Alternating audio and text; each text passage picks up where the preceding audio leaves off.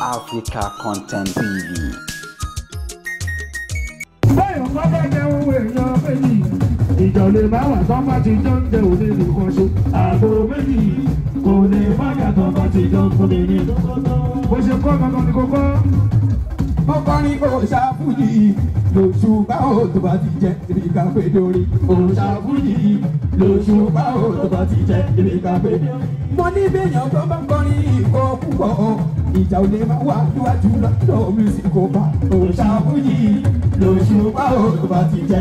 Bàbá mo ní bẹ́yàn tó bá kọrin ìkọ́ púpọ̀ bẹ́yàn lóhùn lọ́mọ oṣù báwo tó kọ̀ púpọ̀.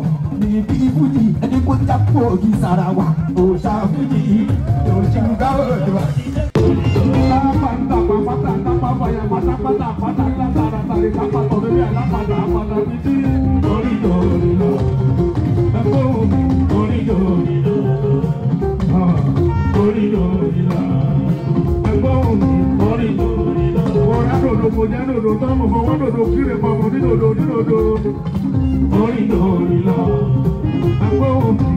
Aṣọ gbogbo bá gbogbo nínú kíkù fún tílé gbogbo nínú kíkù rẹ̀ fúdù.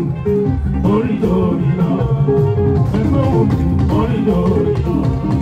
Òkú èkùrọ́ ló mú ṣe pọ̀, ẹni pẹ́ lẹ́yìn ọjà lọ́rùn nílé àjọpá. Olóko tó yíná, olóko tó yọ̀dọ̀ yọ̀, olóko jẹ̀.